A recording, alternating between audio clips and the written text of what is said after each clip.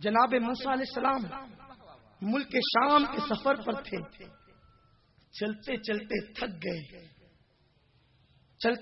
تھک گئے، اللہ پاک نے وحی فرمائی، موسیٰ یہاں قریب میں ایک شخص مقیم ہے، اس سے کہو کہ وہ دعا کر دے تو ہم تمہارے لیے سواری کا انتظام کر دیں گے، سواری کا اہتمام کر دیں گے۔ جناب موسیٰ اس کے پاس گئے اور جانے کے بعد کہا کہ میں تھک چکا ہوں، میرے لیے سواری کا انتظام کرو۔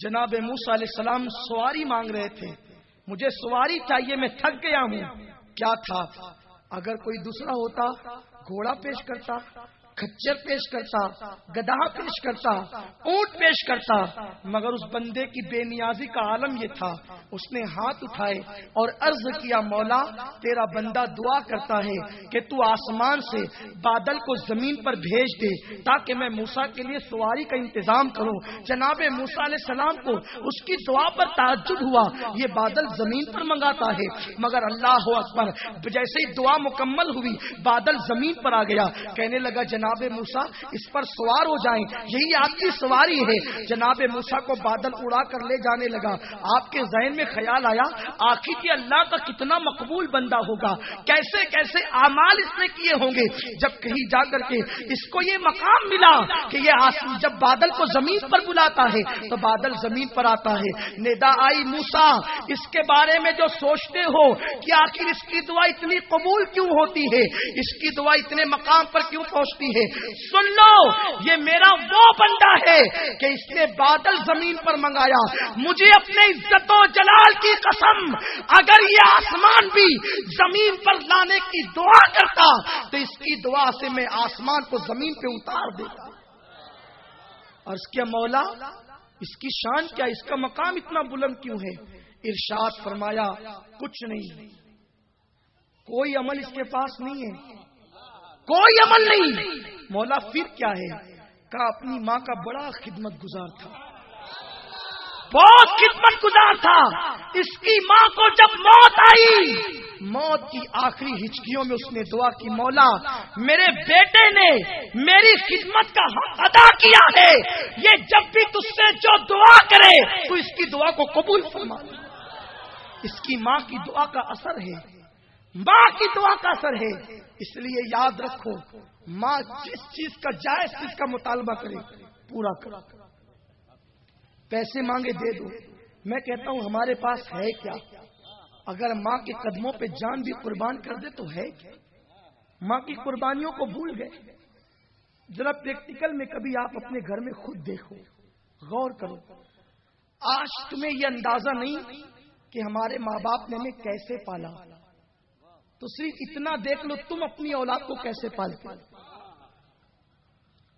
اپنے گھر میں پریکٹیکل دیکھو، بچہ ہے، سردی کے دن ہے، رو رہا ہے، پیشاب کر رہا ہے، باپ سو رہا ہے، ماں ہے کہ بچے کو اٹھاتی ہے، اس کو دو خوف ہے، اگر شوہر اٹھ گیا تو میرا کیا ہوگا، ایک خوف یہ ہے، دوسرا خوف اگر بچے کو میں نے چپ نہ کرایا تو میرے بچے کی صحت کو خطرہ ہے۔ وہ ماں ہے، شوہر کا بھی خیال کرتی ہے، کبھی کبھی ایسا بھی کرتی ہے شوہر سے مدد طلب کرتی ہے، تھکا ہوا شوہر نیند سے اٹھتا ہے، آنکھیں لال اور سرخ ہے، بیوی کو گھور کر کے دیکھا، بیوی وہاں سے بچے کو لے کر ہٹ گئی۔ بتاؤ ایسا ہوتا ہے نہیں ہوتا ہے؟ ماں چپ کراتی ہے، وہ ماں ہے، سوچتی ہے کیا پیش کر دوں کہ میرا بچہ چپ ہو جائے۔ بچے کی آنکھ سے آنسو گرتا ہے مگر اتنا ماں کا خون جلتا ہے۔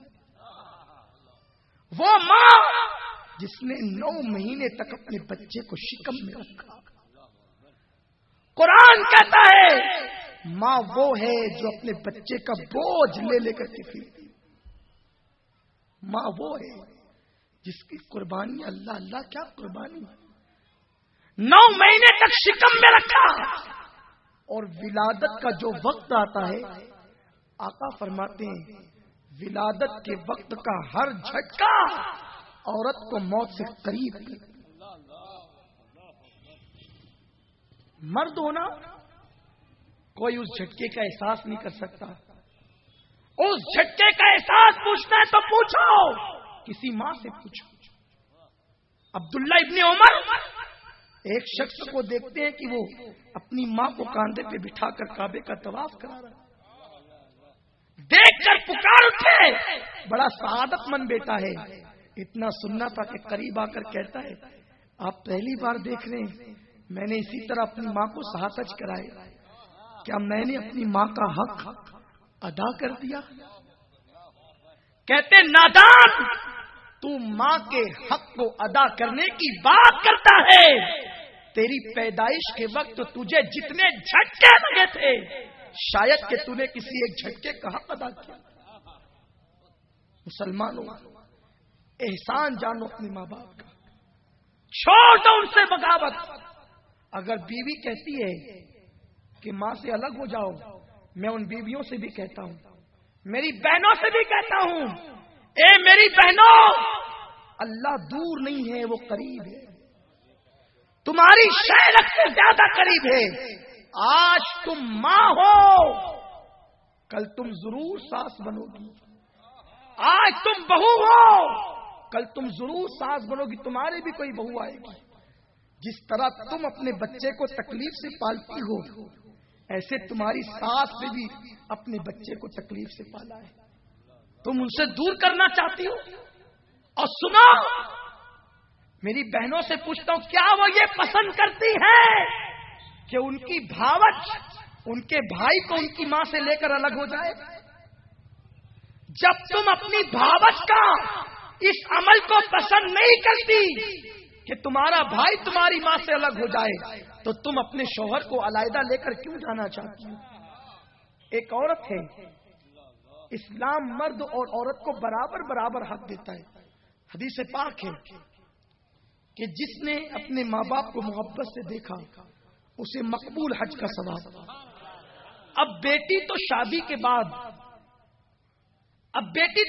کے بعد سسرال چلی گئی، وہ بیاہ دی گئی، سسرال گئی، تو اب وہ سسرال سے کبھی کبھی آتی ہے، تو کیا اسلام نے بیٹے کو ماں کی اور باپ کی زیارت کر کے حج کا ثواب کمانے کے لیے موقع دیا اور بیٹی کو محروم کر دیا؟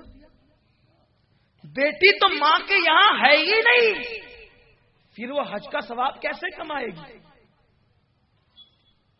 وہ تو کبھی کبھی آتی ہے، بیٹی تو ماں کی یہاں ہے ہی نہیں، پھر خدمت کر کے جنت کیسے کمائے گی؟